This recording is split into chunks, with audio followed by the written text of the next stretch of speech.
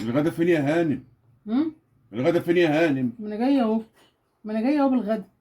يلا قول لي ايه رايك. يلا يا حبيبي قول لي ايه رايك بقى كده.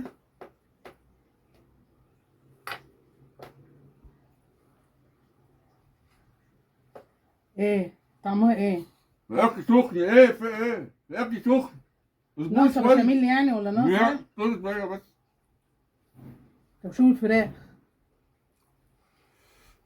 ايه الاكل مستويه؟ سخن.